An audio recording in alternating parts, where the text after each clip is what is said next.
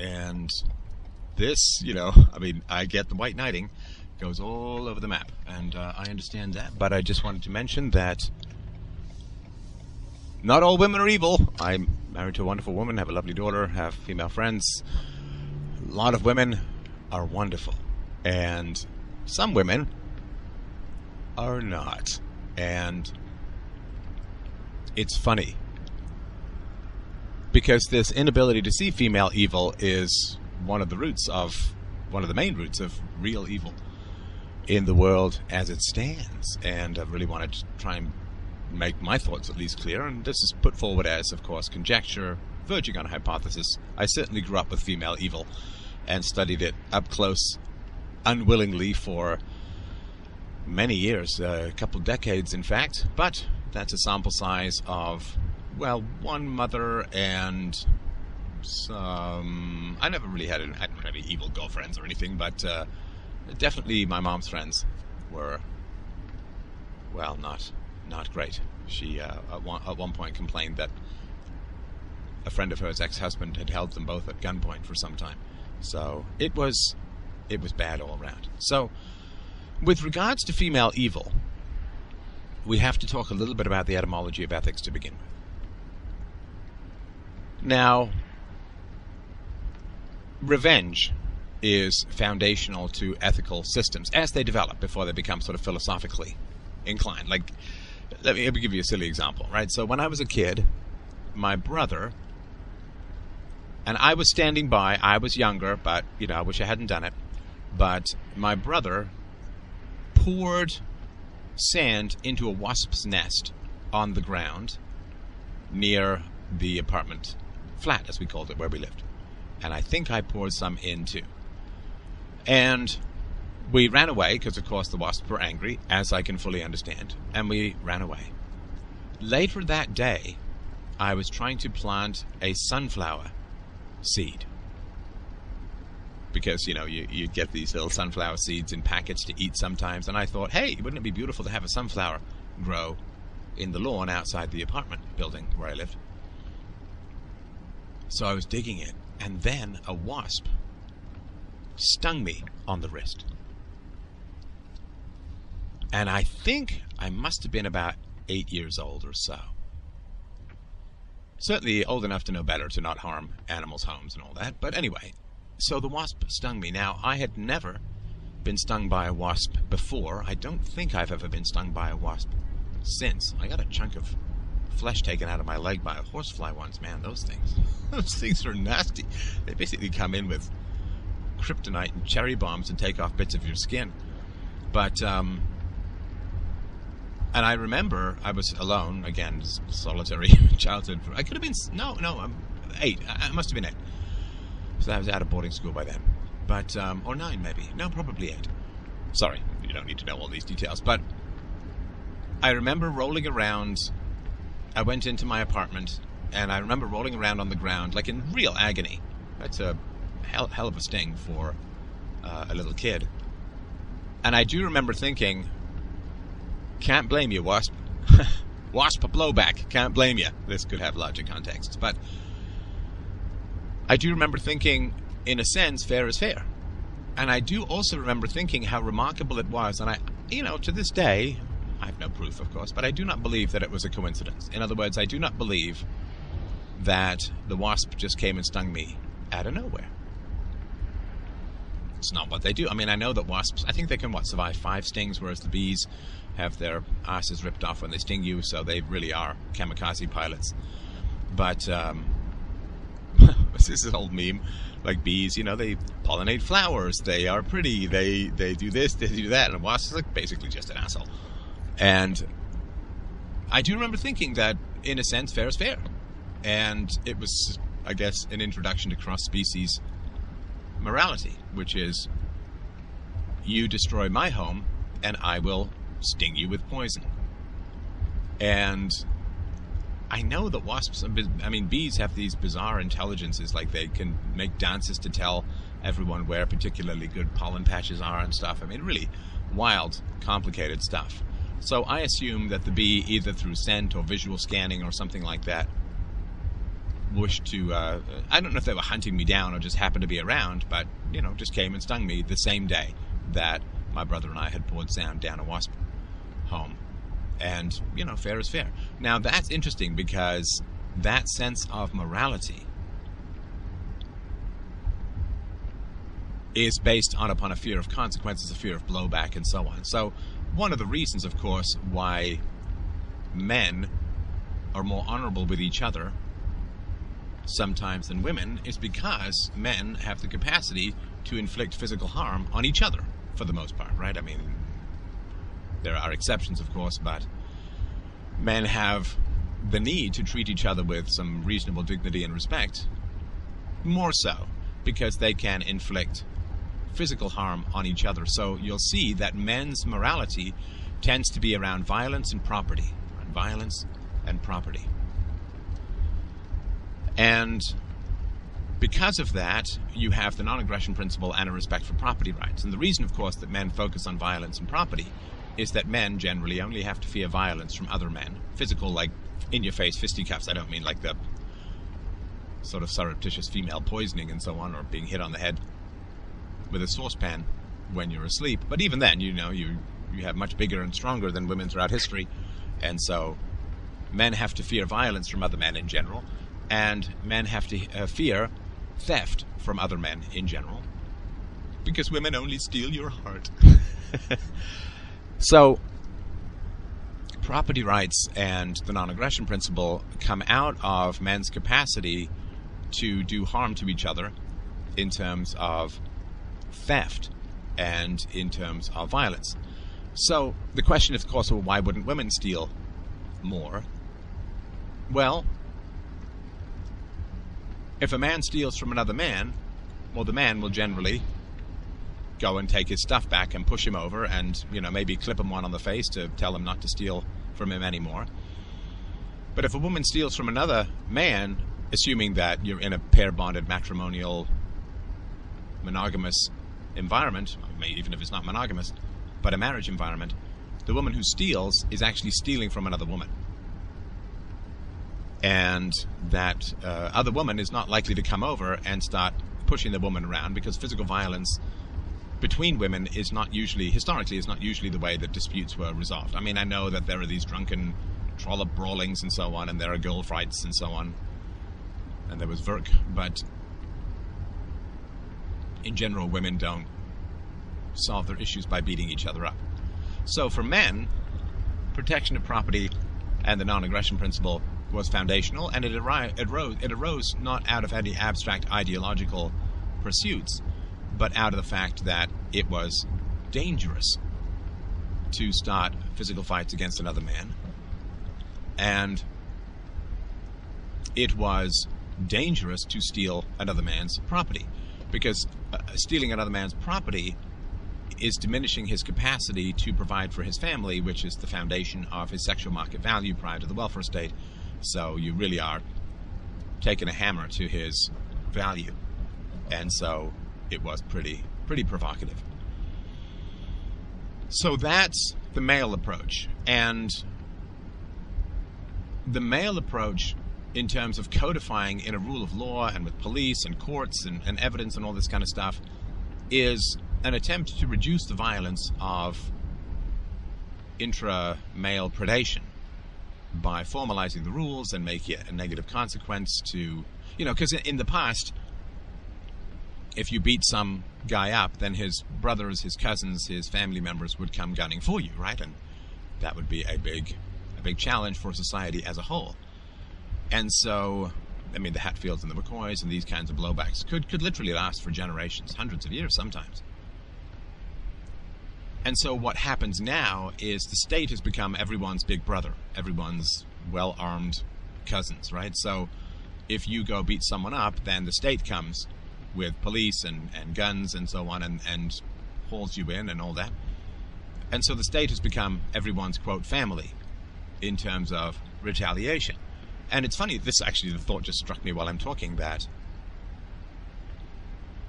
the need for community diminishes with the welfare state, but the need for community also diminishes with police, I don't want to say the police state, but the police that are run by the state, because normally you would gain protection as a man from being violently preyed upon or thievingly preyed upon by other men, because you would have a community of men that stood together.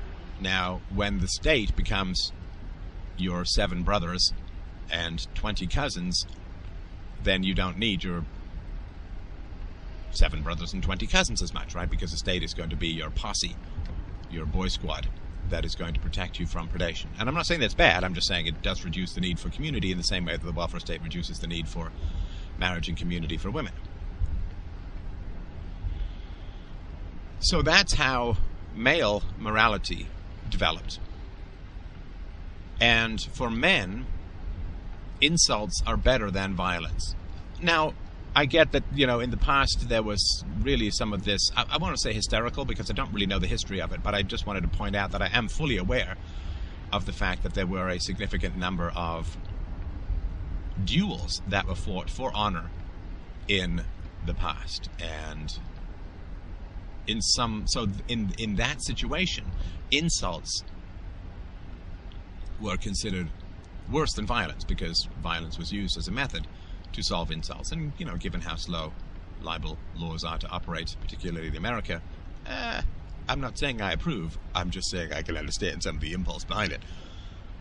So, and they were outlawed, I think, mid-19th century for the most part, and they were fairly rare, and it was mostly an upper-class pursuit. And it did have something to do with sexual market value as well, in that if a woman wouldn't date you if you'd been slandered and backed down, then death is preferable to not dating. Or the possibility of death is certainly preferable to the certainty of not dating for a man, right? Because the possibility of death is, let's say 50-50, you're going to win in a duel. The possibility of death is preferable to certain death, to not dating, because the possibility of death means that if you survive, you have a 50% chance of passing your genes on to the next generation.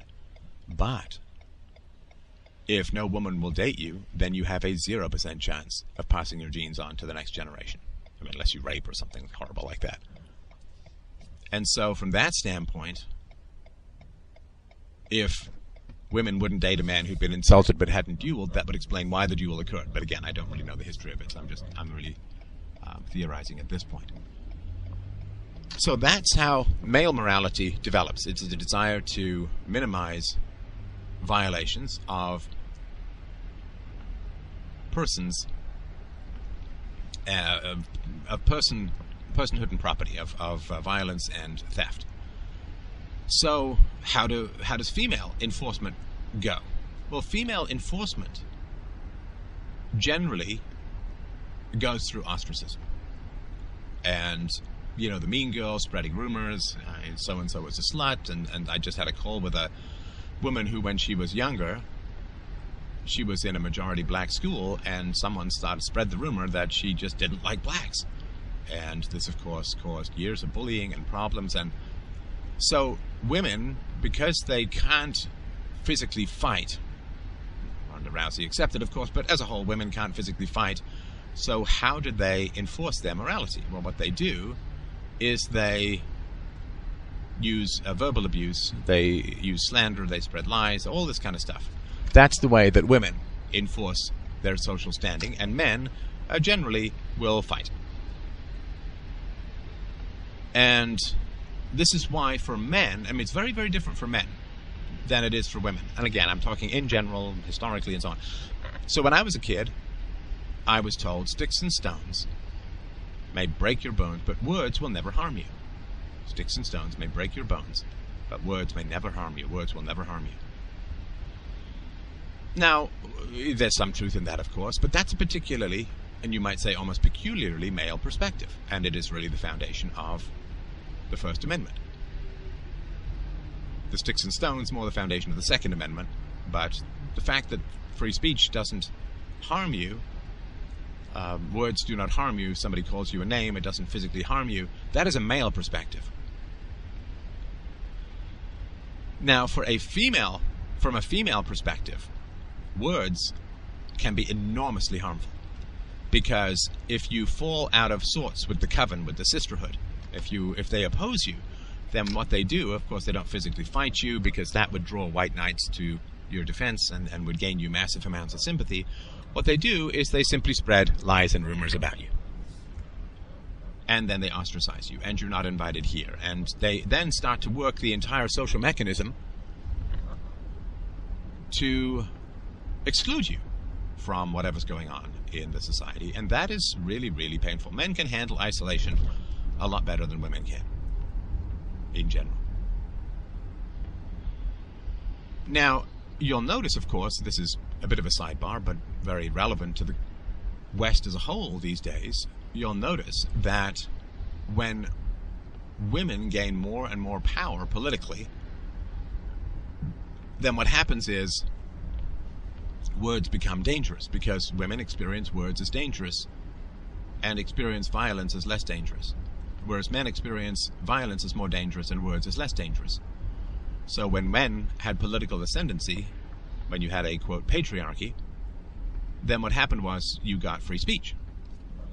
But as women gain more and more power, then the danger that women experience from words becomes more and more important. And this is why you need trigger warnings, and this is why you need safe spaces, and this is why you need, or the perception is that you need hate speech laws and so on, right? Because words wound, right? Sticks and stones for men, sticks and stones may break your bones, but words will never harm you. Whereas for women, it's words can destroy you. You don't really have to worry about sticks and stones. And the reason you don't have to worry about sticks and stones as a woman in the West is because men don't hit girls, and girls don't hit girls. Men don't hit boys. Men don't hit women, right? As a whole. Now, I understand that there are men who beat their wives and so on, but in general, I've never seen, and I can't even imagine when I was a kid, maybe it's different now, I can't imagine when I was a kid that there would be a fist fight between a boy and a girl. I can't. Or a girl and a girl. The girls might scratch a little, but generally it was social undermining and viciousness. And of course that has really exploded when it comes to social media, right? So social media, I mean, there are times when, of course, you can call some leftist guerrilla-style flash mob to attack your political opponents, but for the most part, social media has enhanced two things to the positive and negative for women. One is that it has allowed women to gain much more attention than they otherwise would have, and positive attention, right? So if you're an attractive woman and you post online, then you will gain far more positive reaction than you would if you were in some small tribe or town or, whatever. Because, you can post a picture of yourself smiling coquettishly for the camera or whatever it is that you're doing, and you can get, 50,000 likes, and you can get endless comments from men about, oh, you're so pretty, right? I mean, if you look at the videos I've done with Lauren Southern, they're talking about some dude, and I'm pretty sure it's not me. But, and you can see this when I do videos with pretty women or beautiful women, that, the positive feedback is enormous. And I think it's actually a little cancerous for the most part, because we are designed to take a certain amount of stimuli, and when it comes to attention seeking, the internet is crack for women. And I mean, when you think of Tinder and other apps where, the swipe and the like, and I mean, it's just, you can become obsessed about positive feedback and are you attractive and all of that. Now, the question of how attractive are you is foundational to answer for everyone, because you want to reach as high as you possibly can up the ladder of sexual marketplace value. You don't want to sell yourself short. But at the same time, if you reach too high, or your standards are too high, then you will end up alone. So you have to find that Aristotelian sweet spot in the middle. There's an old Seinfeld about a woman who's a doctor and her husband is not a professional, I think it is. And George Costanza says, oh, so you settled, or something like that. And she gets really neurotic about it and really upset about it, because the idea that she did settle, that she sold herself short as far as sexual market value goes. That's torture for women. It's hypergamy, right? You want to reach as high as you can up the sexual value marketplace, but you don't want to reach too high, otherwise you end up. What happens is, it's the women who want to have sex with the alphas, right? So, 80% of women want 20% of the guys, something like that. And so, if you reach too high, you hope to bag an alpha. Well, what happens is you end up being used up by alphas, and then any non-alpha with half a brain isn't going to want you because you've got that 1,000-penis stare and you've lost your capacity to bond, and you're always going to be restless. And a woman who feels like she's settling is going to be a shrill, Sybil Fawlty kind of harridan, right? I mean, it's going to make your life hell. And she's going to strive for you to do more with your life, go out and make some money, right? Get out of here and get me some money too. And it's going to drive you nuts. It's going to drive her nuts. So, on the other hand, if she aims too high, then particularly as she ages, she's going to get more neurotic and suspect him of having affairs, and it's torture. Torture to aim too high, torture to aim too low, and it's exactly what our biology would calibrate us to do. So a man's sexual marketplace value can be undermined through violence and through theft, and a woman's sexual marketplace value can be undermined through slander. If you call a woman a slut, then you're saying that basically she comes from a bad family, she doesn't have a strong bond with her father, or the father's not around. She is using sex to gain attention and gain resources, but without requiring commitment, and she's using up her capacity to pair bond on a series of squalid, bottom-tier sexual flybys. And that really destroys her sexual market value. A woman also who has been isolated from the sisterhood, a woman who has been ostracized, it's a challenge for men. And again, I'm talking more in a free market situation. It's a challenge for men because there are two warring instincts in a man regarding a woman who's been ostracized. The first is that she seems lost, sad, alone, and lonely, and therefore he has this white knight protective instinct to take care of her and bring her back to the social fold and whatever it is, right? He has this big, yearning, burning desire to nestle her and protect her and comfort her and all that. But at the same time, if she is isolated from the sisterhood when he marries her, if he marries her, and he has children with her, then she does not gain the support and resources of other women in the community, in the tribe, in the neighborhood, whatever, right? And so it makes it much more difficult for her to raise his children, because the children won't be out playing with other kids. He'll have less sex, right? Because the kid's going to be home all the time and won't have other friends, and his children are going to grow up probably ostracized, and therefore his children will have no network effects of productive relationships. And so he has both a attraction to and a recoil from a woman who's been ostracized by other women. He wants to protect her, but at the same time, that ostracism carries enormous costs when it comes to raising children. And this is true if she's ostracized from her own parents and so on, which is, it's nothing you should ever take lightly, as I've said for many years. A few people listen, but I say it anyway, just to amuse myself and know that I've said it.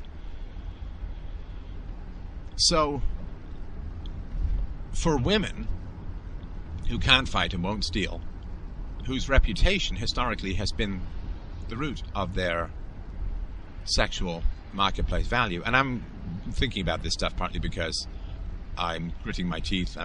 Emma Thompson is a wonderful actress, and I saw her actually with Kenneth Branagh in Toronto many years ago, live plays, and she was just great. She's a great actress. Although I think it's become a little bit cliched lately with her sort of smiling, world-weary, anti-patriarchal stuff. But there is an adaptation of Jane Austen's novel, Emma. That's through Audible.com. You should check it out. Audible's a great site anyway. I don't get any affiliates, but, it's a great site. You should check it out. And thinking about reputation and aiming too high, so there's a woman that the main character, Emma, tries to talk into, and she tries to talk a man into being interested in a woman who's sort of his intellectual and social inferior. And the woman passes up a marriage proposal from a good, solid local guy who's at her level and would work out well in the pursuit of this guy who has never even thought of dating her because she's just vastly different from him in terms of social standing and all that. So there's an example of a disastrous piece of advice from a friend. right, who says, oh, you should aim higher, and this guy is just a farmer, and you should aim for royalty or aristocracy or nobility or whatever, and it's never going to happen. Never going to happen. So it's a very cruel, and I think the story is to some degree about her recognizing her vanity and unwitting cruelty and manipulation and all this kind of stuff. So where are we in relation to the topic? Well, we've got a great foundation for discussing female evil. Because now we're able to really understand, if we're going to talk about evil, we need to talk about virtue, of course, virtue being the opposite of evil, good being the opposite of evil. And so for men, evil has two connotations. One is against my interests as a man, and the other is a violation of an abstract moral standard. Right? And these two warring definitions of virtue are really tearing the West apart at the moment. I mean, this is really the difference between the left and the right, between collectivism and individualism, between Democrats and Republicans, and NDP and conservatives, and Labour and conservatives. The difference is, what does virtue mean? Good relative to an abstract moral standard, which tends to come more out of Christianity, or good as in good for me, helpful to me, positive to me. The welfare state, of course, was sold as it's going to help the poor. It's going to bring the poor out of poverty. We're going to eliminate the poor. And, of course, it hasn't happened. But that's the fundamental distinction or the difference, which is that the Christian would say regarding the proposal of the welfare state, well, it's a violation of thou shalt not steal. So it's bad. It doesn't matter what the consequences are. It's wrong in and of itself. It's a violation of thou shalt not steal, and therefore immoral and against God's wishes and will and virtue and all that. Now, the rich might say, well, it's like from the sort of consequentialist or utilitarian or pragmatic standpoint, the rich might say, well, it's bad for me because my taxes are going to go up.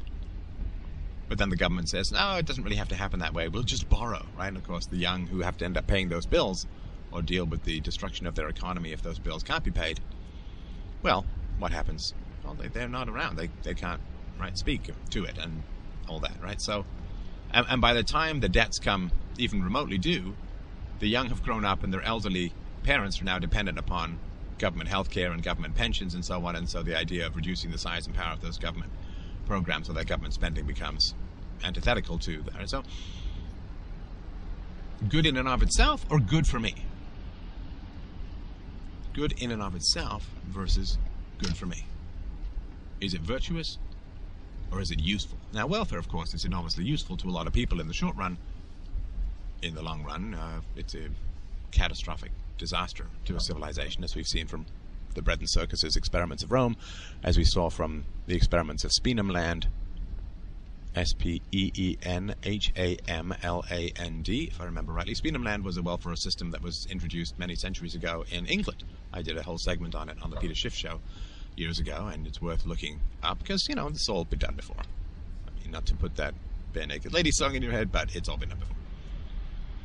So, good for me versus good in and of itself. I'm trying to think of a better way to phrase it. Virtuous or good for me? Let's just say virtuous is the abstract moral standard and good for me is the pragmatic benefit, right?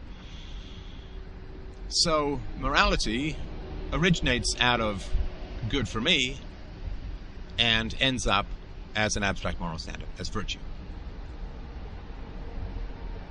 Now, women have less flexibility when it comes to virtue, because they have the necessity of having to feed and clothe and get health care and shelter and take care of the kids, right? A man can live rough and a woman with children can't, which is one of the reasons why, other than rampant sexism, that there are more women's shelters and few, if any, men's shelters. Now, a man who's married, if he loses his job, that's certainly bad, but there will be sympathy for his wife and children, and therefore charity will take, in a sort of free market environment, charity will take care of them. Now, and that will be generally the case. So men can afford to live rough because either they don't have kids, in which case they can live rough in and of themselves in an easier manner, or they do have kids in which case society will want to take care of the kids and his wife and sympathy and white knighting and all that kind of stuff. So a man has less to fear from immediate consequences except for, violence and significant theft, right? And so a man, there's a reason why it was mostly men who developed these kinds of abstract ethics. And again, I get that there are exceptions, Ayn Rand and so on, but the abstract ethics come out of the masculine mind. Whereas a woman has to deal far more with consequentialist reality. And she absolutely has to have food. And a man can go hungry for a day or two, but kids can't.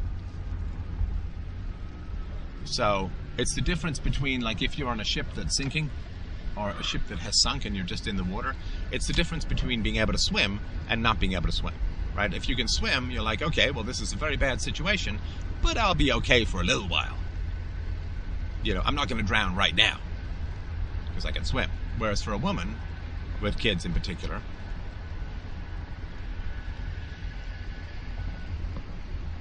the ship of the family may have gone down, or she can't swim because she's got kids. She's weighed down by kids, you could say, to really mix up the analogy. And so what does she do? Well, she just has to grab resources no matter what. And if she has to grab them from the state, she'll just grab them from the state. Of course, right? Kids got to eat, right? And this is why, this is a very vivid conversation. I remember, I talked about it on the show before, but it's been a while. So, hey, we'll count it as new. It's like 7 years, you're now a virgin, and after 2 years, all marital stories are fresh again. You have to. I'm running out. But I remember being at a playground with my daughter and listening to two women chat about all the benefits that they could get, all the various government programs they could access, and how they were going to time their next kid to make sure that they maximized, and when it tailed off, and I could just discuss it in the same way that men would discuss how to hunt, or stocks, or job opportunities, or whatever, right? And there was no sense of ethics whatsoever. It's like, well, I get this for this program, but then if I do this, I lose that program, so you've got to make sure you do this, and just no sense of ethics. No sense of, well, we're forcing people to pay for our bad choices, or anything like that. Now, again, that's anecdotal, that's not a proof, but women generally vote more left than men, unless they're married, in which case their husbands are... if they're married and their husbands are working, then they vote more conservative because they want to protect their resources. Either way, the women are protecting the resources that come into their family. If they're single moms, they vote for the welfare state. If they're married women, they vote for lower taxes so that their husbands have more to spend on the family. And there's no criticism in any of this. Right? It's perfectly valid, perfectly fair, perfectly reasonable to behave in this way, evolutionarily speaking. So, now we can start talking about female evil. For women, evil tends to be defined as that which is against my immediate interests. Whereas for men, evil tends to be defined as that which is against abstract moral principles. For reasons I don't need to repeat, you understand, right? And so, as women gain political power, that which harms immediate interests is considered to be evil.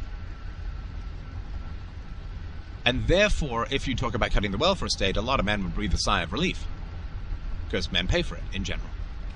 Whereas a lot of women would say, that's immoral, that's evil, that's bad, because women depend upon that program. Because children need to eat.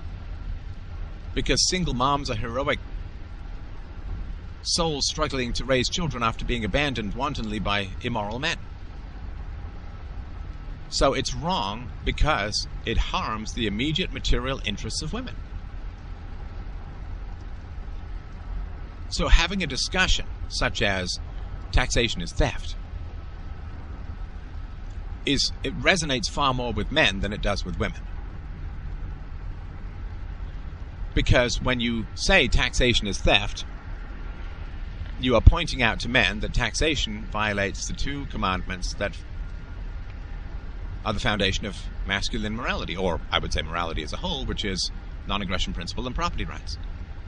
Right? Taxation is theft. Well, it's not people stealing from you surreptitiously, it's people who take from you at the point of a gun. The government, right? So for men, when they hear taxation is theft, a lot of men, not all, but of course, a lot of men will say, wow, it's quite powerful. It's quite interesting. I may agree, I may disagree, but I get it. I get these. Whereas if you say to a woman taxation is theft, it doesn't matter. Like, it fundamentally doesn't resonate. It doesn't matter.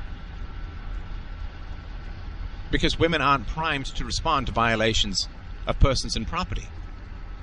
They're primed to respond to negative judgments, slander, ostracism, and any interruption in the immediate material flow of resources.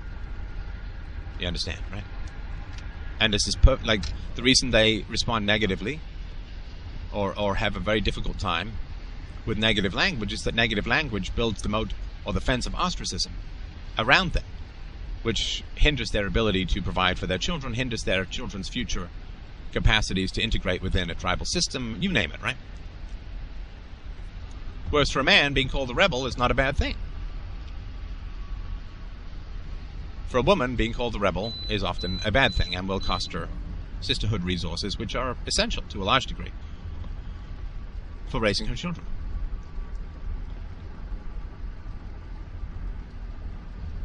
So for men, evil is against morality. For women, evil is against immediate material requirements or immediate material needs.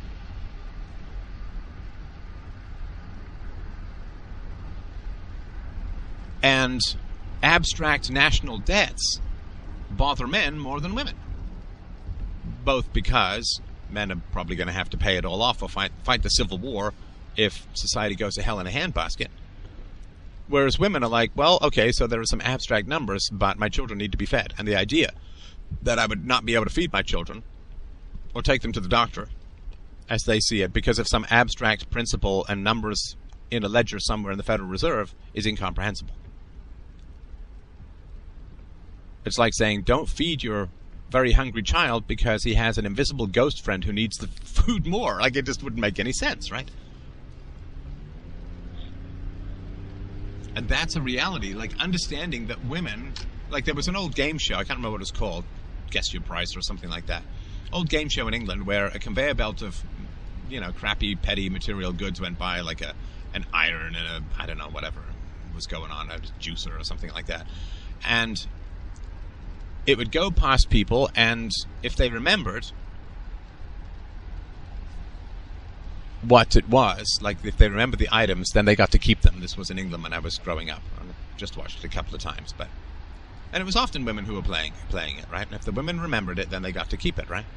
Now, I mean, that's voluntary and that's paid for by advertising, and it's not, there's nothing wrong with it. And again, these aren't judgments in particular; these are just realities of evolution and how things work in the world. But that conveyor belt of goods that women were fascinated by and tried to remember and recall and all that so they could keep them, you understand that women need this conveyor, to me, whether they're actual moms or not doesn't really matter because the biology is primed anyway. Because women have to make decisions about resources before they get pregnant, which is why the ideal of not getting pregnant until you're in a stable monogamous marriage was the ideal. So women, it doesn't matter whether you have kids or not, you're still crazy focused. No, I shouldn't say crazy. Rigorously, that's better. Rigorously focused on, you need this conveyor belt of resources. Your kids need clothing, they need healthcare, they need shelter, they need food, they need, you name it, right?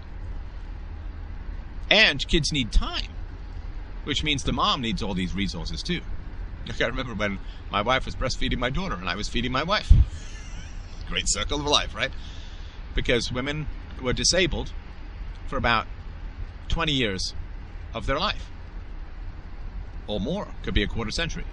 Sort of mid-teens to 40 or whatever, right? So women were disabled raising children. And listen, motherhood is hell on women. Man, oh man, motherhood is hell on women. It really is. I mean, being a woman is hell on women. It's like that old Bette Midler from The Rose. I know what the blues are because I'm a woman. I mean, I'm telling you. I mean, hormones and periods and pregnancy and episiotomies and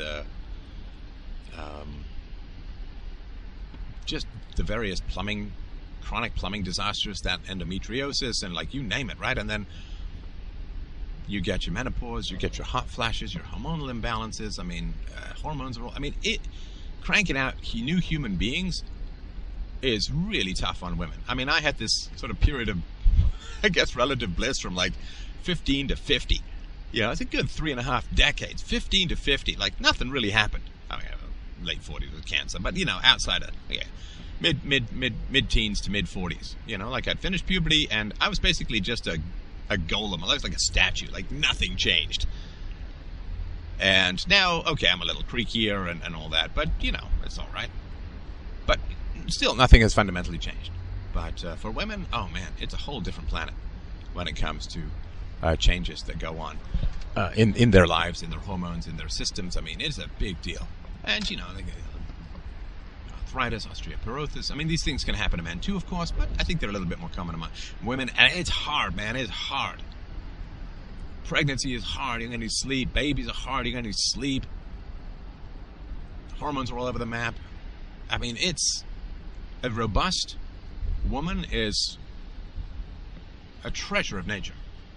A robust, good-natured, positive, good-humored woman who can survive these unbelievable tsunami, earthquake onslaughts of pregnancy, breastfeeding, childbearing, sleeplessness, hormone changes, menopause, endometriosis, you name it. I mean, it's rough, man. I mean, I remember the old saying when I was a kid, if you want to understand what it's like to give birth, imagine crapping a watermelon. Well, yeah. Oh, jeez. So it's hard. So women need a huge amount of resources, or children need a huge amount of resources, and therefore women do. And whether the woman is fertile or not, or whether she's thinking of having kids in the moment or not, doesn't matter. The instincts are still the same. So understanding the roots of female evil is, first of all, understanding how it's different from male evil. Male evil is deviation from moral standards. Female evil is interruption of resource flow. A woman is as appalled, on average, at the potential end of the welfare state as a man is appalled by mass murder, mass theft, warfare, whatever, right?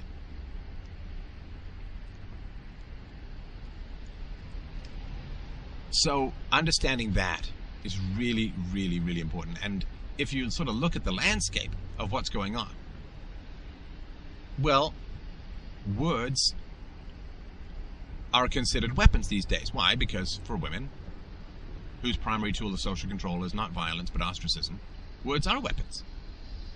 And they're brutal. So the idea that words are weapons, which is now filtering into society as a whole, the idea that you need safe spaces and trigger warnings and you should do jazz hands instead of clap and right, this hypersensitivity, it's not neurotic, it's just the natural offshoot of a tribal situation and a sex that is controlled by language rather than force. It's inevitable. There's your diversity, right? Now, men also, when it comes to morality and immorality, men have a far greater capacity to witness suffering than women do, as a whole. I mean, think of this caravan that's heading to the United States. I mean, they're 80% young men, a lot of criminals. They're firing on Mexican police. And so the men look at that and say, yeah, that's an invasion. And if we let this one in, it's going to be nonstop and our society is going to collapse. And it's going to be like rivers of blood. Rivers of blood. So we can't. Like, yeah, I'm sorry that these people have to be turned back and there's going to be some sad-eyed women and children there. And, yeah, it's terrible. It's terrible. But the alternative is even worse.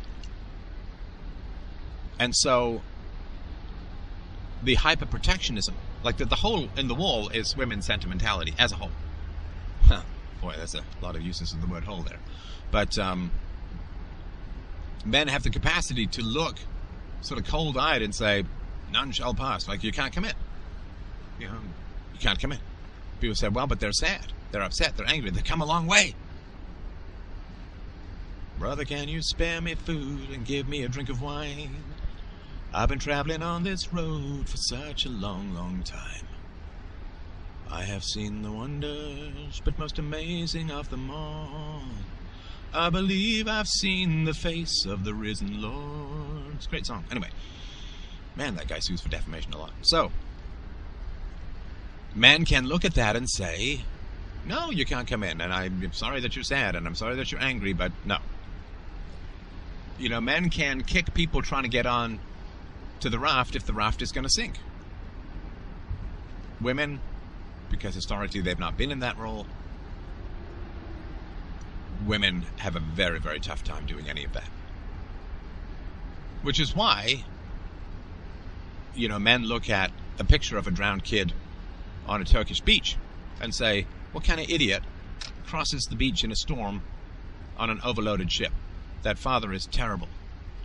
Whereas the women are all like crying and weeping and rending their garments and saying, well, we have to let them in because children are dying.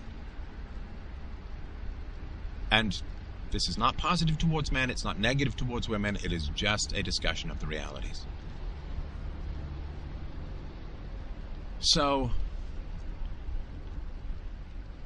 for women, the emotional instincts are so attuned to social acceptance, social positivity, and so on, which is why women, of course, tend to score higher on agreeableness and so on, which, you know, has its value. It's good. It's good that there's agreeableness. You know, I think that's fine.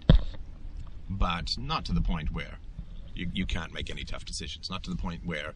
See, then it becomes not about being good, but it becomes about avoiding the suffering of watching suffering.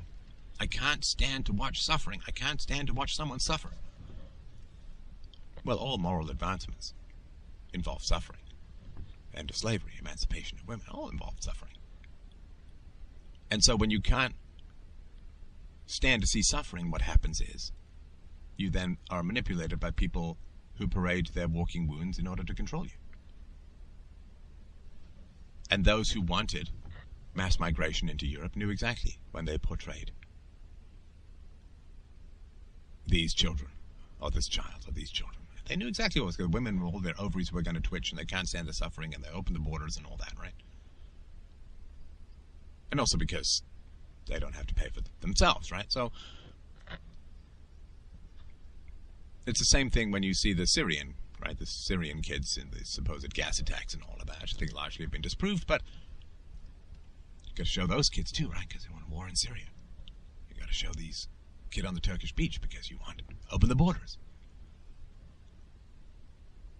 And so, for women, evil is that which causes suffering. For men, evil is that which violates moral principles. For women, evil is that which causes suffering. And understanding that difference in definition is really, really essential to understanding why the world in the West is the way that it is. And why the cultures that mute or diminish women's voice in politics tend to be growing and spreading. Because growing and spreading requires that there will be suffering, and requires that you have sort of staunch values that, you know, all of these kinds of things, right? And property rights are in direct violation with a woman's desire for state-provided resources. Right, because the state can only provide those resources by stealing from the next generation, or stealing from usually the men in the current generation. So men want property rights, women want resources. And that collision is really one of the big differences between the sort of left and right paradigm. Men want property rights so they can provide resources to their women, and women want resources so they can provide property to their children. Their food, shelter,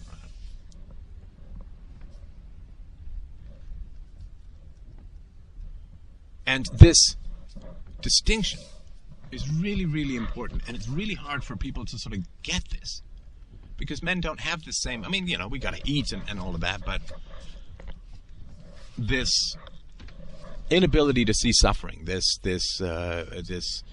need for this conveyor belt of endless resource provision is really hard for people to understand. And because it's so hard for people to understand, we have this complication, we have this confusion, we have this incredible frustration for everyone. And that is, it's a huge problem as it stands. And, it's not going to get particularly better until we start really understanding how this stuff plays out politically and how it plays out in terms of media and education, and art, and you name it, right? So, I guess this is going to be a two-parter. Hey, for those of you new, let me know what you think of this format. Less visuals, but somewhat of a common delivery. But we will talk in the next section about how this plays out politically and what we can do about it. So, evil. Let's start with the sort of thin edge of the wedge of how it kind of manifests. So, evil initially is a desperate desire to avoid the negative consequences of bad decisions. And in each individual case, one can understand that motivation, that incentive, and even that degree, or the degree of necessity, or the degree of perceived necessity to falsify information in order to gain access to resources. And as I've said before, there was an old demotivationals poster from like 20 years ago that I just thought was great. It was actually my background on my computer for a while. It was a ship sinking, and it said, "It could be that the sole purpose of your life is to serve as a warning to others." And it was a ship, upending and so on, right? And society runs when people who make bad choices suffer the consequences of those bad choices, and society fails when those negative consequences are removed. I mean, a simple example, right? So look at something like insurance, right? So if your house burns down and you don't have house insurance or fire insurance, then guess what? You are out of luck, right? Because you didn't buy the insurance. If you don't have health insurance and you get sick, then you're kind of out of luck. Now, we all have sympathy for people who didn't buy fire insurance or health insurance and the house burned down and they got sick. I sympathize, I really do. And in some situations and circumstances, it may be appropriate to really help those people out. But if you remove those negative consequences, then you destroy the entire structure. You destroy the entire system.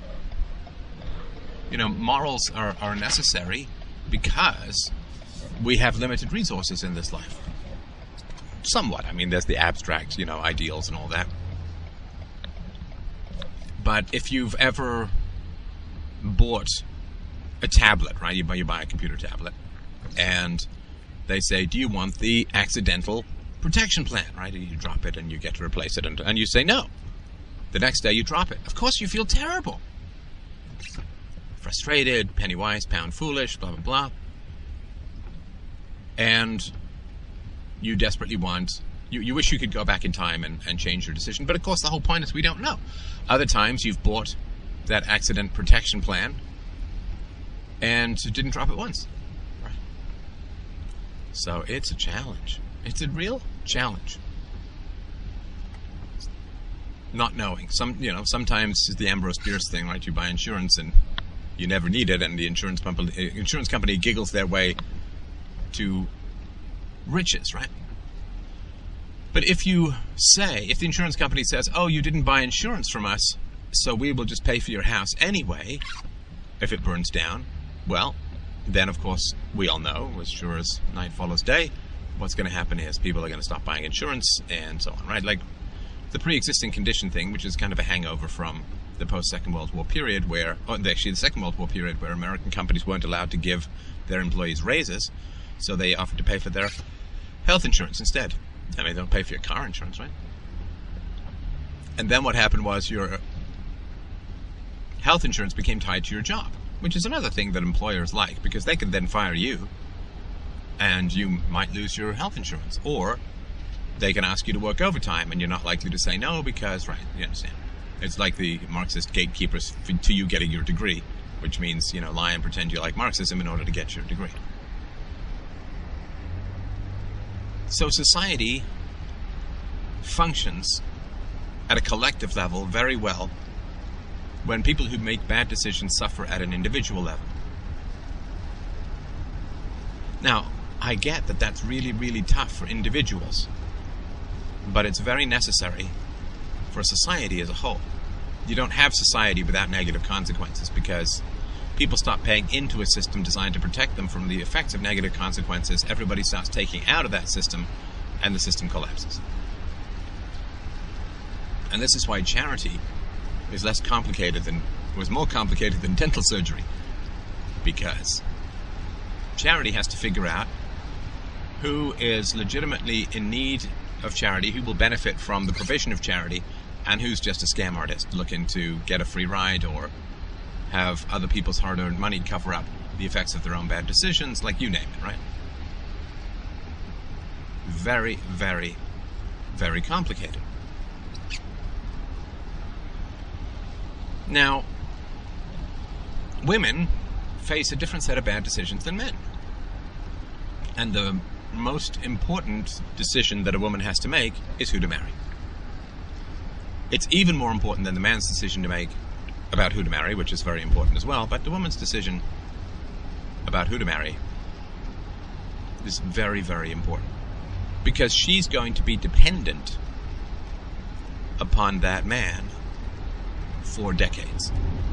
Assuming she has children with him, and very few women just know absolutely that they don't want children, never change their mind, and so on, right? So even if she doesn't want children at the time, she's marrying into a guy with whom she might have children at some point, right, in the future.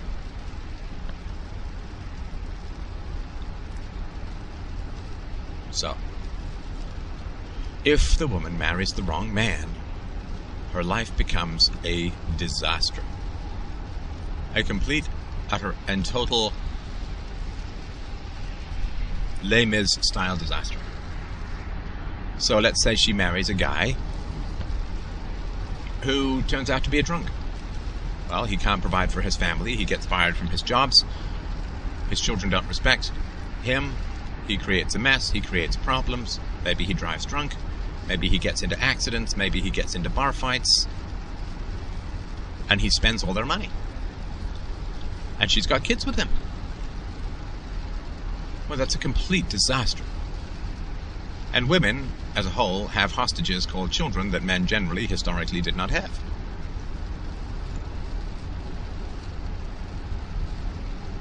So that's a disaster. Or let's say that he just ends up being kind of lazy. Doesn't really work very much. Has got to be nagged to do anything. Well, that's pretty rough too. He's not going to make a lot of money. He's not going to help out around the house. The children need to be fed. So if a woman chooses the wrong guy to have kids with, to marry and have kids with, her life is a complete disaster. It's hard to even imagine.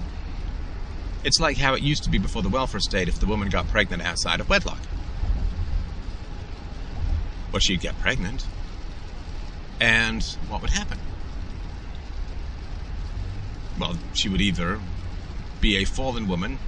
In other words, she'd have to move in with her parents, and her parents would start the whole process of parenting again, this time with a grandchild, but with virtually no hope of the woman ever landing any kind of halfway decent guy. Because a halfway decent guy does not want to pour his resources into raising another man's bastard, to use the technical term, right?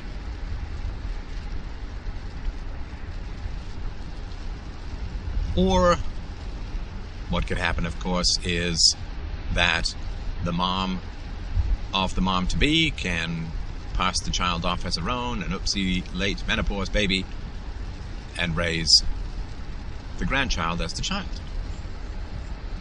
Or, the daughter can go away and give birth, and it goes up for adoption very quietly. She comes back, and, there's some desperate, semi-plausible explanation as to where she went and why. And it's a mess. It's a disaster. All around. And then the family, in general, has a terrible secret to keep for the rest of everybody's natural-born lives. Now, with the welfare state, of course, you can just have the baby and go on welfare. Men are forced to pay for children who aren't theirs.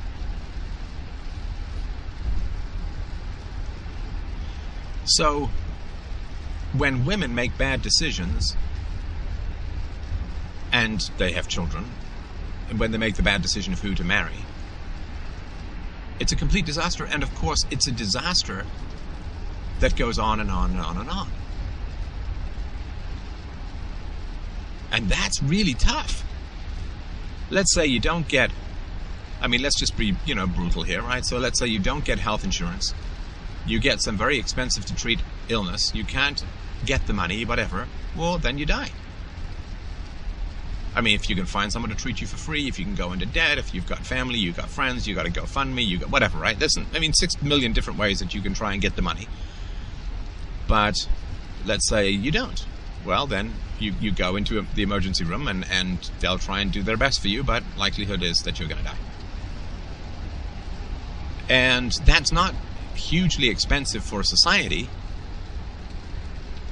It doesn't cost the insurance company any money if you die, I guess, unless you have life insurance.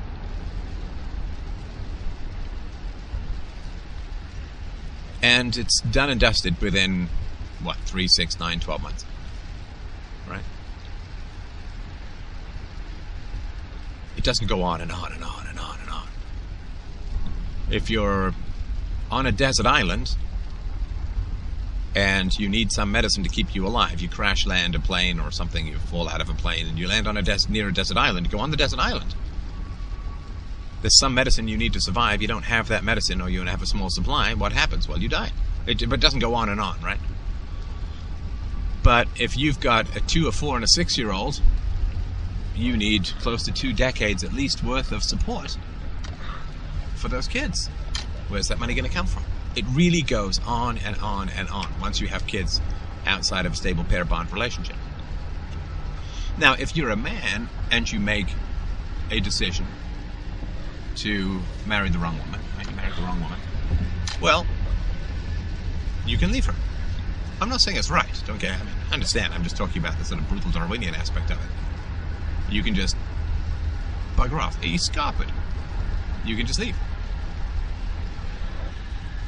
And try your luck in the new world. Or there was an old thing, the old joke, I joined the Foreign Legion in order to forget. Forget what? I forget. You can go ship out, you can join the Navy, you can, right? I moved my town, I changed my name, whatever.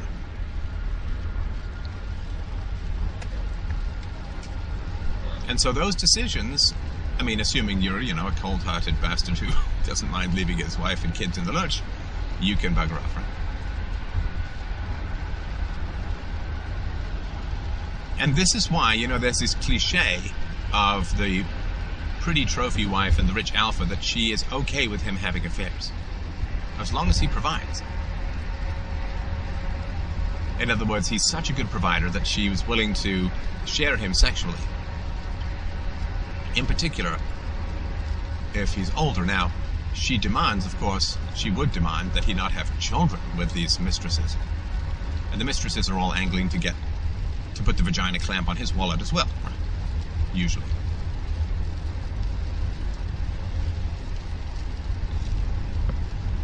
So, for women, it's such a disaster if they choose the wrong man. For men, it's not quite as much of a disaster, unless they're in some sort of tribe where you just kind of have to stick it out or stick around, or they force you to marry, or force you to stay married, or whatever. Right?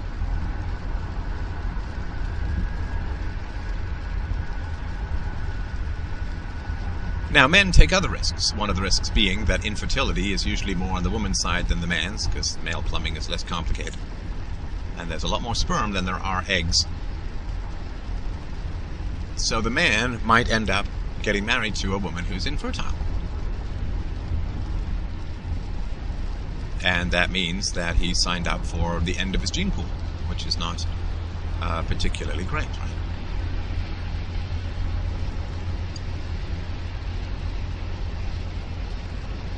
So then, there were some cases in which you could have a marriage annulled if the woman could not get pregnant.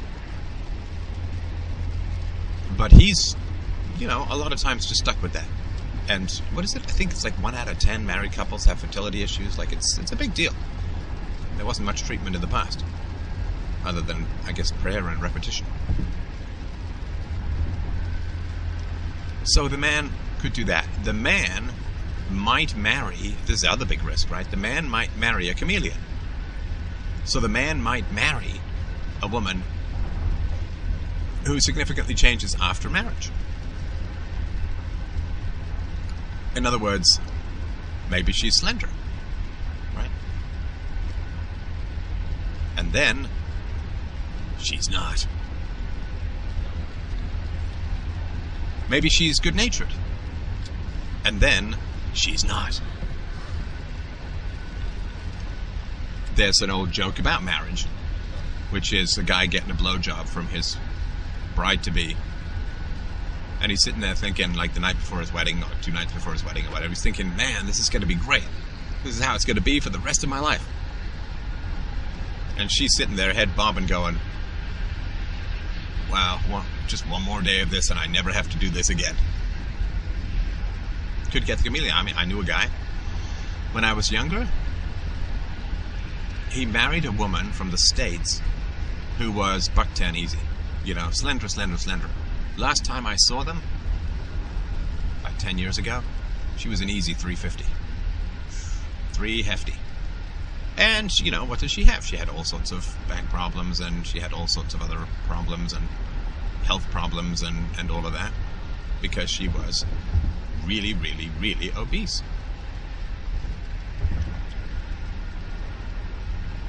There's a chameleon for you. Or, I love that long, luscious, lustrous hair that my fiance has, right? And then you get married and she cuts it off because it's too much work. Again, you know, these aren't deal breakers, you know, but there is a chameleon aspect that the woman can be putting her best foot forward throughout the dating and engagement process, which, you know, historically was pretty short, and then would change enormously when she got married. Now, of course, that's a little bit more common. It's a lot more common when we are in a complex society wherein you don't know the woman you're marrying. Like, you don't know her from childhood onwards. I mean, you grew up in some small town, you kind of know the character, the family history, the personality of everyone, right? You know their gene pool. Whereas now, you meet people and there's a whole lot of dating, which is all about physical attractiveness with no sense of genetics, or, I mean, outside of the physical evenness of features, no sense of genetics or family history, or, you know, the nature of the person. You don't know, because you didn't know the person before, the woman, before you started dating her. You don't know what she's like when she's not on her best behavior. This happens a lot with single moms, right? The single mom stuff is pretty wild, because that was my beep, not yours. The single mom thing is pretty wild because when a single mom is dating some guy, I mean, everybody is moving heaven and earth to try and make it seem as easy and as good-natured and as non-intrusive as possible. You know, she's got friends and her mom and so on, and maybe even her ex-husband taking the kids, and she's got time, and she tidies up the place and all this kind of stuff. And then, if he puts a ring on it, what happens? Well, suddenly the full scope and nature and depth of the tour that he's signed up for become pretty clear. And, it's nasty. And he's like, well, what happened to all of the weekends we used to have? And she's like, oh, they're done now. Gotcha now. Gotcha. And, same thing happened with my parents' marriage. My mom was, I mean, she has a good fun streak, as crazy people sometimes do. And, yeah, good-natured, fun-loving and all that, but, you know, crazy. So, there's that too. And so this, you know, the man could marry a chameleon, the man could marry an infertile woman, the man, like, she's real nice and then she turns into an egg. Or, I'm not materialistic and then she wants a giant house. Or whatever, right? It could be any number of things. Now, those kinds of disasters, you suffer in silence to some degree, and society doesn't pay. So, if the woman turns out to be infertile, well, in a sense, that's a cost saved. Well, not really in a sense, that is a cost saved rather than expended, right? So that if the woman ends up gaining weight, well, I mean, society pays, in a free market environment, society would pay some small amount more because of additional healthcare requirements, reducing the supply to other people, but, you know, not directly in that. And if she turns out to be a nag, well, I guess society might save some money on old age pensions, because the guy's going to fret himself or, you know, wish himself into an early grave, right? Now, what's it in... I've been watching a bit of Fawlty Towers, that O'Reilly, the Irish contractor, who says, oh, Mr. Fawlty, you're going to worry yourself into an early grave. As Fawlty says, suits me.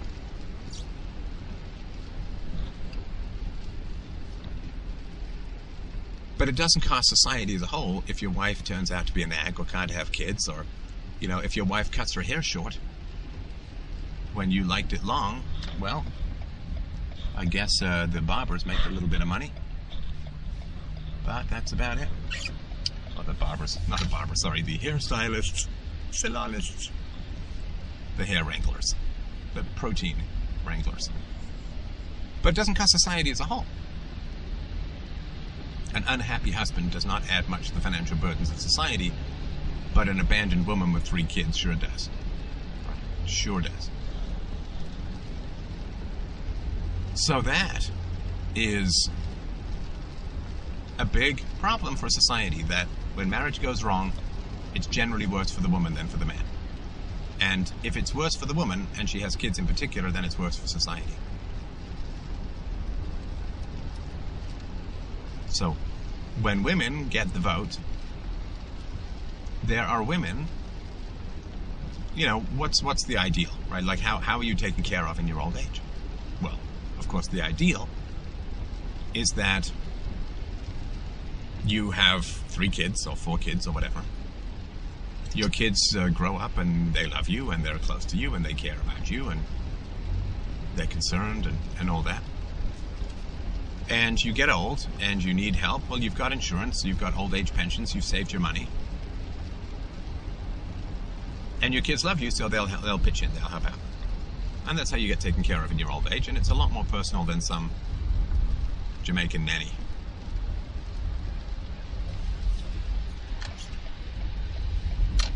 So, if you have not, I mean, to take the other scenario, a couple other scenarios wherein you're just not going to be taken care of in your old age. One, of course, is you don't save your money and you don't have any kids. Right, so you save a lot of money by not having kids, but you don't save that money, you don't invest that money, you don't do anything, you just blow it, right? And now if you blow that money, then you have no old age pension, you have no way to pay your increased costs of healthcare and mobility issues and general creaky bones issues when you get older. So, what do? Well, you kind of up creek, right? Up craps creek without a paddle. Or maybe you have some kids, but your kids really don't like you because you've been a terrible parent. So then what? Well, if you've saved money, then you can pay for your own retirement costs. If you haven't saved money and your kids don't like you, I guess you can bully them or play the pity card or whatever, right? What did I do? I don't remember. I did the best I could. Right? But if none of that works, well, you're in trouble. That's another thing, you know, I just want to mention this as a sidebar here. One thing that I really don't like about the welfare state, this is really personal, is that the welfare state transfers control of wayward family members away from the family.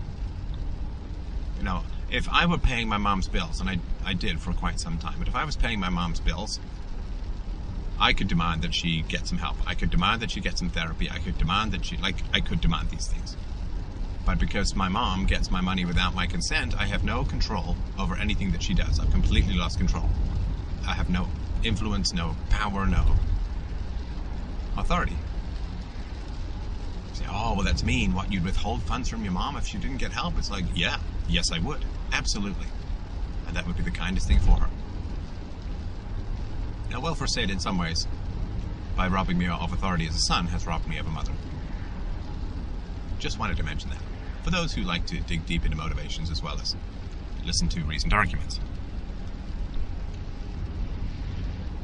So if you haven't prepared for your old age, if you haven't saved your money, if you don't have a pension, if you've alienated your children, or if you've never had your children, well, what happens? You're out of money.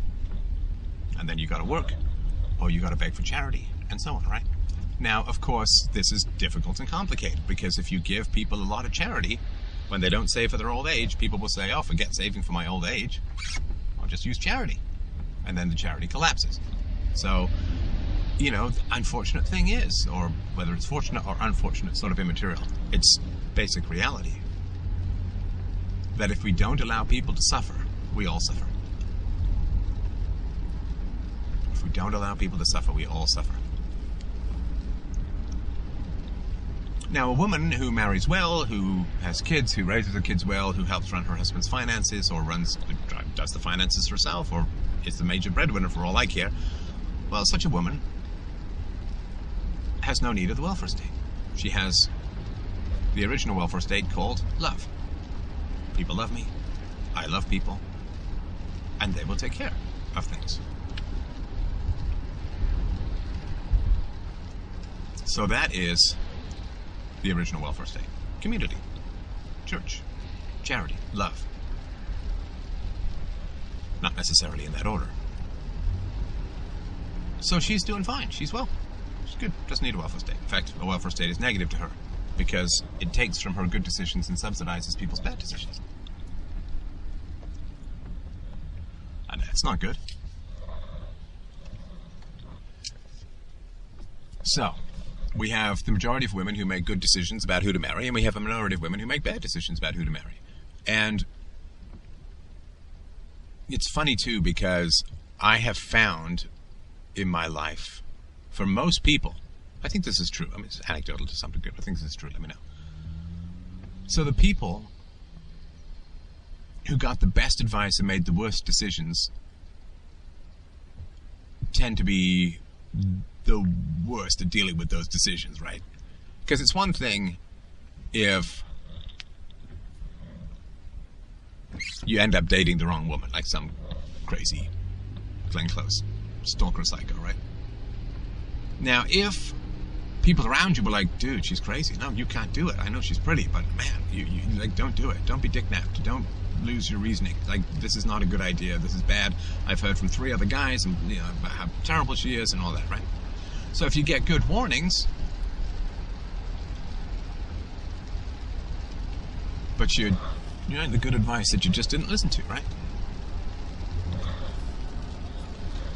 Well, you're all the more mad at yourself, right? Like if you're buying your tablet and the guy says, you know, you could buy this accident protection plan, but it's, you know, we only sell it because it makes us a lot of money. Just, you know, instead of spending $150 on a replacement plan, just, you know, spend $20 on a case and don't drop it, right? And then for whatever reason your tablet breaks, you're like, you might be mad at him, but you wouldn't be mad at yourself, really. But if the guy says, listen, I know you don't want to pay it, I know that you're probably buying, you know, nobody wants to take this new account, it's like kids with sales taxes, but trust me, you know, I've had so many people come in here really frustrated, really upset. He shows you the numbers, whatever, because they dropped it and didn't buy the protection, dropped it. So if the guy's really working hard to convince you, offers you a cut rate deal on the protection plan, and you don't take it, and then you drop it and break it, well, you're not mad at him. You can't be mad at him, really, right? You're mad at yourself. And so when you have a majority of sensible people in life or in society, they can give good advice to the minority of fools, of idiots, of people who don't take good advice the way they should, let's say. So the women who deviate from good practices for finding a good husband You know, they go for the Marlon Brando Wild One. What are you rebelling against, Johnny? What do you got? You know, they go for some motorcycle-clad, Dennis Rodman, nipple-pierced kind of guy, and then are really shocked and surprised that things don't work out. So when they don't take good advice. And I mean, I know this intimately because I've had so many people call in over the last 12 years of this show. Didn't take good advice. Didn't listen to good advice. And are now paying the price. So the people who are the most desperate for a cover-up of their, or for resources to cover up their bad decisions tend to be those who've made bad decisions against good advice.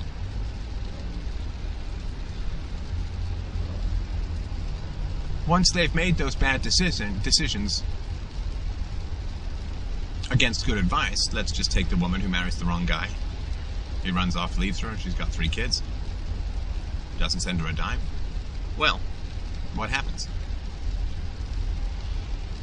A man who makes a mistake on his own can say, I will suffer the consequences of my mistake because I made the mistake.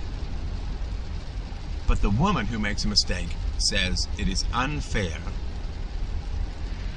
to expect my children to suffer the consequences of my bad decisions. Or decision. It's unfair. What about the children? The wee bairns. That sounds like barons. I meant bairns, a Scotsman. So, and she says it's not fair. I made a bad decision, but why should my children suffer?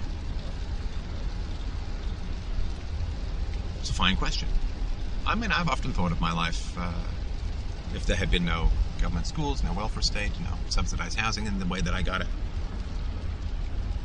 no, quote, free healthcare, you know, all that. I mean, I've thought about it. And the answer to that, of course, is that if we prevent you and your children from suffering, your children are much more likely to grow up and make the same mistakes. I know, it sounds cold. It really does. It really does. But it's true.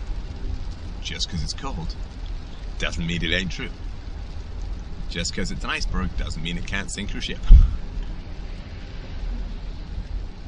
It is true. Listen. If society cared so much about children, then why did I live in like 20 different places as a kid, get beaten in apartment buildings with thin walls, and no one ever did a damn thing? The idea that we just care so much about the children, it's like, it's bullshit. It's absolute bullshit. And waking up to the coldness, the chilling coldness that society as a whole has towards its offspring, I really think this is more true among whites. Seems to be the most true among whites, although it may just be my exposure. But, you know, race aside, the chilling coldness. You know, like I went to school hungry, I went to school smelly, I went to school with holes in my pants. And the teachers were all like, well, if effort matched ability, you'd just be an A+ now, wouldn't why aren't you more motivated? Nobody ever asked any questions. Like, why is such an obviously bright kid doing badly on tests, right, sometimes? They didn't care. They didn't care. And I mean, I understand. I mean, you know, I get it. I'm not saying I'm not a little resentful from time to time, although that's mostly in the rear view, but I get it. Because if you start asking questions, hey, little Steph, why are you not able to study at home? What's going on in your home life? What's that, 5 seconds, 10 seconds?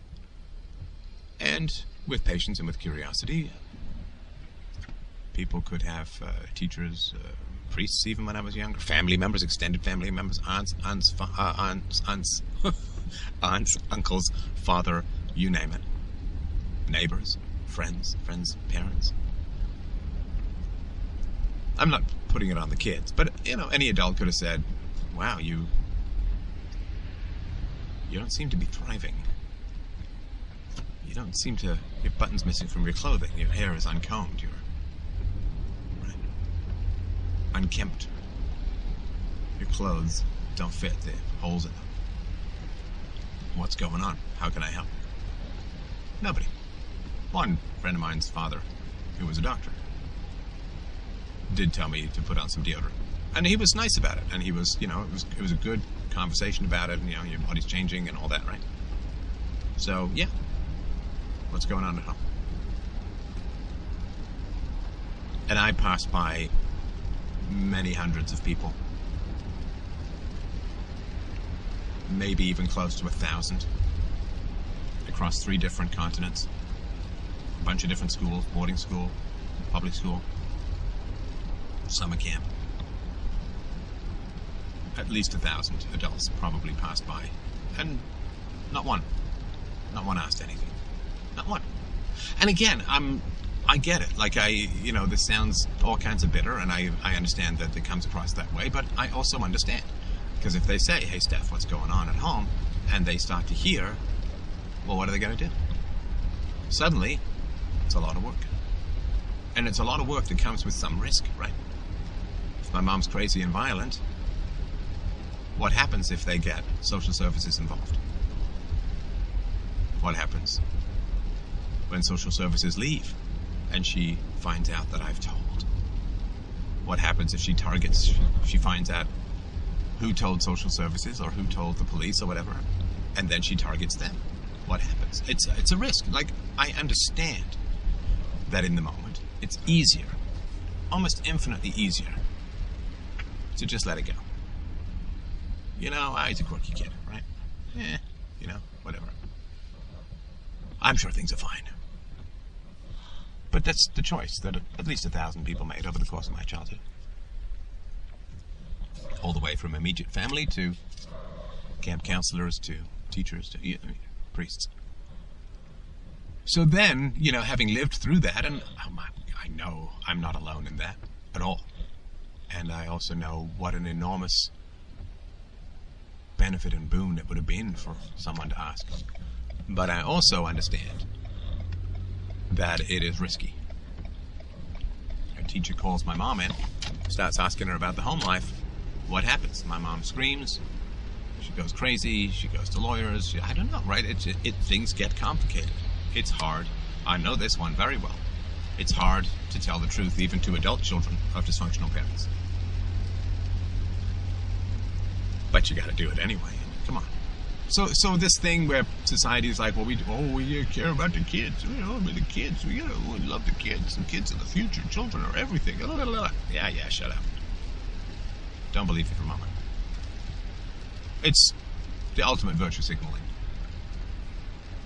It's the ultimate Hallmark card, pat yourself on the back for who you'd like to be rather than who you actually are, which is somebody who'd rather catch up on the latest Netflix rather than actually go out and help some harmed children in the world.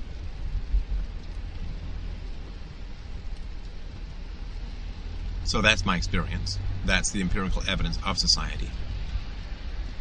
And listen, this is not just me. I have talked to hundreds and hundreds of victims of child abuse on my show over the years as adults. And none of them experienced any intervention. You could say, yes, well, if they had experienced intervention, maybe they wouldn't be calling into your show. Yeah, I get the statistics. I understand all of that. Still pretty freaking common, though. Still pretty freaking common.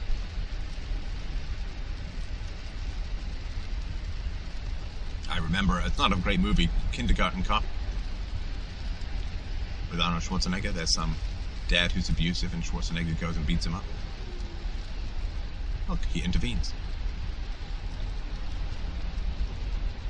That's the fantasy. I mean, it's not a great fantasy, I'm not saying. That's an old joke just popped into my head. One kid turns to the other kid sitting on the steps and says, my dad could totally beat up your dad. The other kid says, really? How much would that cost me?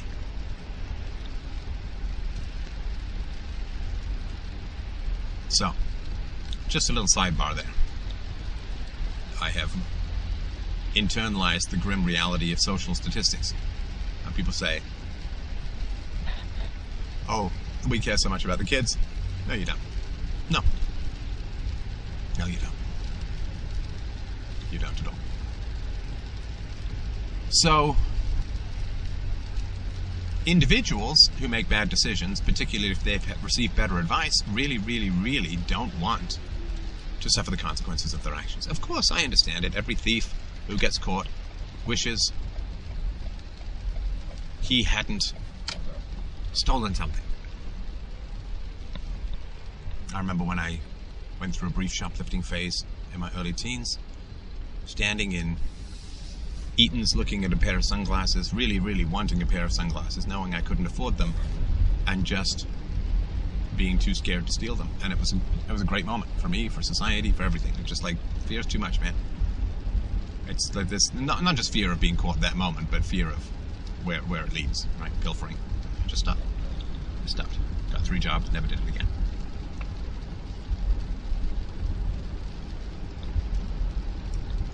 And it's those people who made bad decisions against good advice who now face massive liabilities. And it can be something also, I want to mention this as well.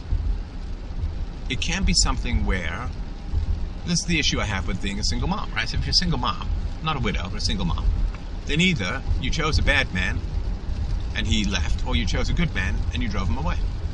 Because what if the husband is like, we just don't have any sex anymore, and the woman doesn't stop making time to have sex? And at some point, he has an affair. Well, deep down, she's like, well, life's a lot more complicated now, and, because it's a funny thing, with a lot of married couples, it's like, especially for kids, right? I'm too tired to have sex, right? But then when you start having sex, it's like, why don't we just do this all the time? You just have to, for a lot of couples that I've talked to, you just got to cross that hurdle. Just limber up. Take the pledge. So, or let's say that she's nagging him too much, or let's say that she criticizes everything he does, or let's say that she undermines his business career, or let's say that she attacks his friends, or let's say that whatever. Let's say that he's like comes home after a 12-hour shift and the place is messy, the kids are screaming, and there's no food on the table. And he's like, I know it's tough, but I'm working 12 hours. You gotta get the situation under control. Like, I need food when I get home, right? And maybe she's just a bad wife. Or maybe she's a bad mom. Or whatever, right? Who knows, right? Maybe she's just doing things wrong in the relationship. She's just being petty, she's succumbing to temper, she's, maybe listening to bad advice from her Meryl Streep, Kramer versus Kramer feminist friends, who knows, you name it, right? In which case, she drove a good man away. That's the other chameleon. Well, I guess I touched on the blowjob story, but the other chameleon is, wow, lots of sex before marriage and then nothing after. Or it's rare, right? A lot of, 20% of married people are like sexless or close to it? Wretched. And for a woman to deny sex to a man after marriage is the equivalent of a man denying money to a woman after motherhood. That's the deal. So, it's a mess. Now, that's one of my bookmark phrases. So, female evil. Look at that. We have arrived. Arrived, an old Victorian word for climax. I always think about that when I'm at the train station. Arrivals. Oh, stand back. It's gonna be sprinkly. So, female evil is, I've made a bad decision against good advice, and the bad decision is either I married the wrong guy or I drove away the right guy. And rather than say, I must own this bad decision, and I must do whatever it takes to make it right. And to some degree I understand why, because women are tired, and raising kids is tiring. The women say, I just need resources, I don't care how I get them. I just need resources, I don't care how I get them. And it becomes like a book that I read when I was inappropriately young, I think it's called Alive, about a plane that crashed in the Andes. Again, I'm really going off like memory from when I was maybe 8 or 9. But it was a plane crash, and people ended up eating other people. They had no food, right? Now, cannibalism, outside of certain indigenous populations, not necessarily the first thing that pops to mind on everyone's idea of a tasty menu, but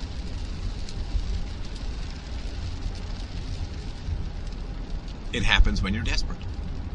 Now, it's wrong to eat people unless you're starving to death on top of a snowy mountain, in which case, I understand. Just want to get back to your family, right? So in moments of desperation, moral standards become luxuries you simply can't afford. Nobody wants to steal from the dead. But on top of that mountain, if somebody's got a sat phone in their suitcase, you're ripping open the suitcase, right? You're using their sat phone, you're using their property without their permission, blah, blah, blah. Nobody would be upset, right? You understand? Be upset if you didn't. I mean, it would be weird, right? Well, I respect the sanctity of somebody's property and their suitcase, and therefore I won't use their satellite phone. Blah, blah, blah. Right, come on.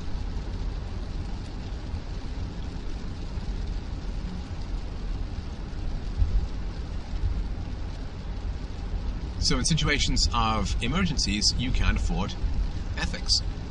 And motherhood without a provider is an emergency wherein women believe they can't afford ethics. And no, see, collectively we all benefit when individuals suffer for bad decisions, but the individuals who make those bad decisions would do anything, just about, rather than suffer the effects of those bad decisions. The guy who doesn't buy fire insurance and his house burns down desperately wants the insurance company to just, hey, just pay for it, right? It'd be great if you could. And he'd be hugely relieved if they said, you know what, just for the sake of being nice, we're going to pay for a new house for you, right? He'd be thrilled.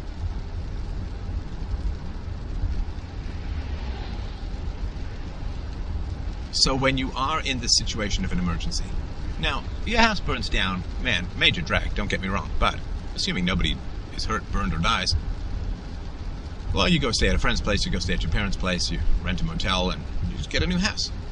And it probably you'll have to rent for a while, and it may be a pretty crappy house because you're still paying off the old one, but you'll survive. You'll survive. You'll make it. I lived on $500 a month for a while. You can make it. No kids, I understand, but now, you don't have food for your kids are sick. I mean, you cannot afford property rights. It's an emergency. And so you take from whoever's offering resources to you. The root of female evil is desperation.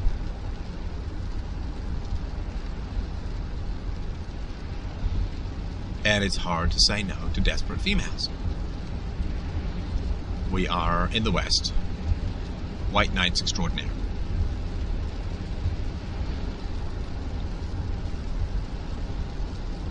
Now, in terms of exercising control, a woman tends to be more passive in her exercising of control, or more oblique, I guess you could say. It's influence, not control.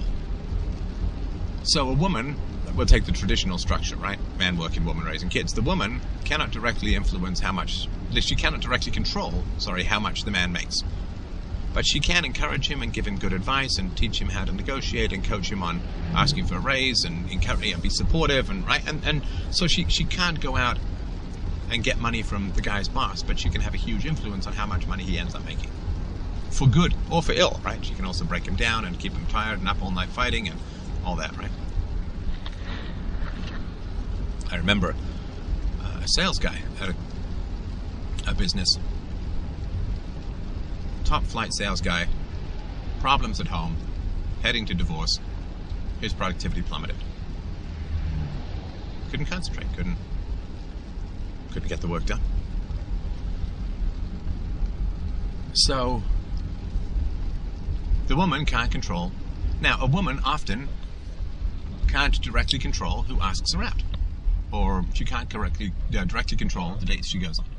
Because in general, women make themselves as appealing as possible and then get the resting bitch face to drive away the betas in the hope of attracting and keeping the alpha, right? So she often doesn't go up and ask a man out, but she will make herself as attractive as possible so that a man will ask her out. She can't often, or usually, 90% of dates are like men asking women out. She can't really control who marries her, but she can encourage someone, and she can, hope for the ring and all of that. And so a woman in general, is more influential than controlling. And that's because she has fundamental control, in many ways, over the next generation, because who she marries determines the genetics of the next generation, and so much of personality is genetic that it's, well, kind of important that way. You can't give women complete control. I mean, well, you can, I guess, and you just get Sweden, which is to say, Arabia. So because women have influence over many things but control over very few, and also because a woman's instincts to control the environment of toddlers keeps them alive, women's controlling instincts tend to be centered around their children. For good or for ill. And again, when children are young, those controlling instincts are very, very important. When those children get older, those controlling instincts become claustrophobic. That which keeps toddlers alive chokes the spiritual and mental life out of teenagers, which is why you need the man to come along and help the woman loosen the reins. It's a big job. And the snowflake generation, in many ways, not just the daycare stuff which I've talked about before, but the snowflake generation is to some degree the kids who just didn't have a father around to loosen the umbilical cord that starts off feeding, middle point protecting, last point total vagina noose around the kids. Stay home, don't get into fights, don't make too much noise, don't get bruises, don't go out, like the neighborhood, danger. And women who don't have the protection of a man often end up paranoid because they don't have a cleft in the world that they can rest in, as Blanche Dubois says. They don't have the security of a good man to keep their environment safe, to have someone who they can feel protected by. So they get very, very jumpy, and they transfer that jumpiness to their kids. So this is why women tend to be far more controlling regarding children than men. Not always, again, lots of exceptions, but in general. And this is why women, through that controlling of children, are more prone to hitting children, to yelling at children, to doing anything and everything that they can to control the children, because they don't have a lot of control over their environment as a whole. And so they want to have a lot of control over their children. And if they don't have children, then that maternal instinct to protect gets extended to whatever images are splashed across the newspaper to manipulate the empty ovaries of motherless women, so that now it's like, oh, that boy at the beach in Turkey, he's my, you understand, right? The whole on the borders is over sentimental women as a whole. So that's my thoughts about the sort of genesis and nature of female evil. It comes out of a kind of desperation. It is solved, as all these things are, by a rigid application of, wait for it, liberty, freedom. Freedom, whatever the problem is, whatever the question is, the answer is freedom.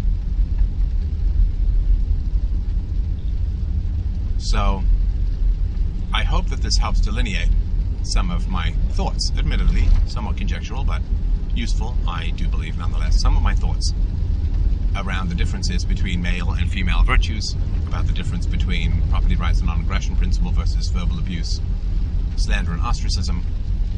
And we must rely on women to make better decisions regarding who they marry. But until the welfare state is done, which it will be, it's a soft or hard landing, the mathematics is very clear. Until we can get women to start making better decisions about who they marry, things in general will just continue to get worse. But they will, sooner or later, in one way or another, without a doubt, get better. Thank you very much. If you've enjoyed these conversations, please let me know. You can help out the show at freedomainradio.com/donate.